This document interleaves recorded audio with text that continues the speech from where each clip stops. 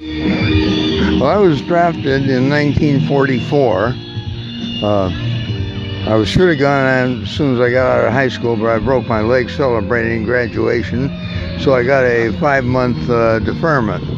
Went in June, was assigned to the infantry because I was older than 18 years, 6 months.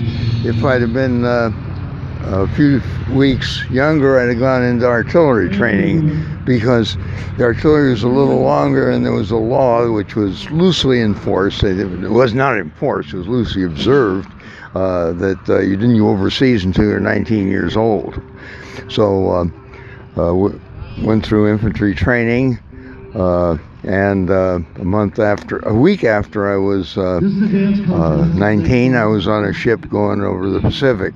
If I'd been a couple days later, we would have gone to reassigned to Europe. The guys 2 days behind us were. Battle of the Bulge was going on, but we were committed, so we went on to Europe. Wandered through the New Guinea, looking for a place to have a replacement depot. They just moved from New Guinea to the Philippines and Leyte.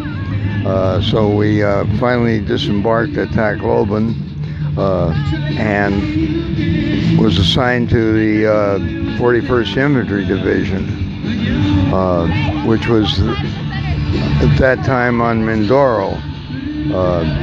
We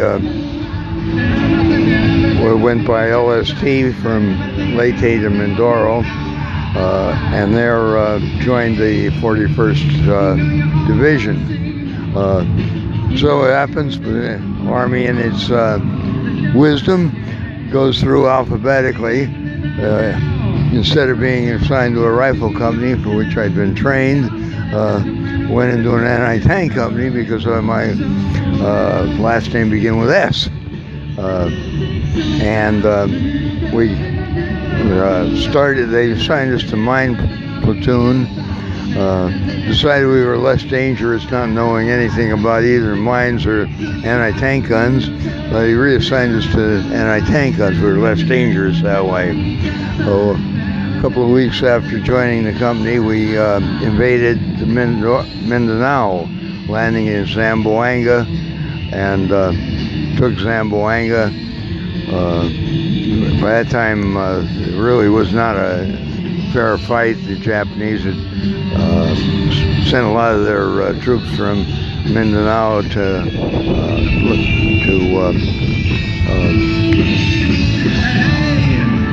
northern Philippines.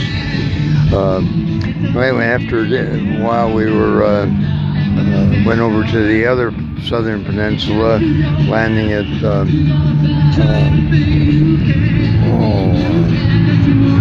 Cotabato, and then went overland, seeing a little fighting between Cotabato and Davao.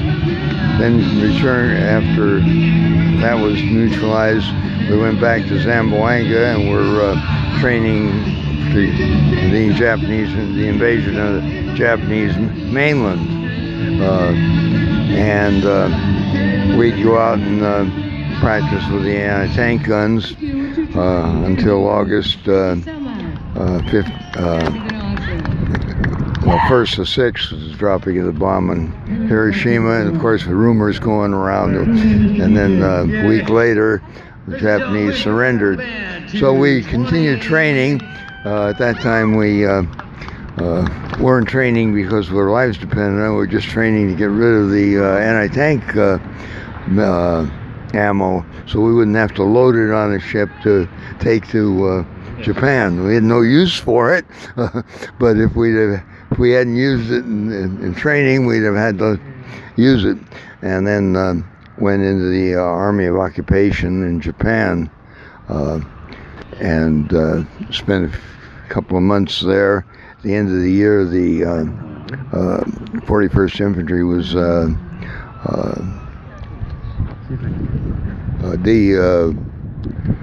anyhow broken up, and we thought we'd go back with the what's left of the division. No, we were reassigned to Kobe Base, and only 2 persons went back with the division flag, which did not include us for late replacements.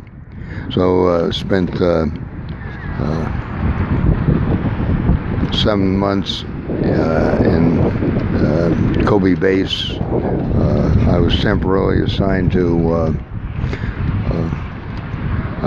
Nagoya in the group that was re-enlisting those who wanted to re-enlist, and then went back on guard duty, which an infantry division could have done, but I think Mark MacArthur probably did something that was pretty smart. He, instead of having the combat units doing the guard duty, he had transportation units. So I was assigned to a transportation unit and doing guard duty until a month before I was sent back. So happens one night I was AWOL legally, just spent too much time drinking beer.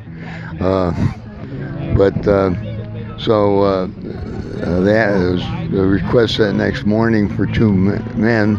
Well, first sergeant thought it would be a lousy deal. Well, it wasn't really.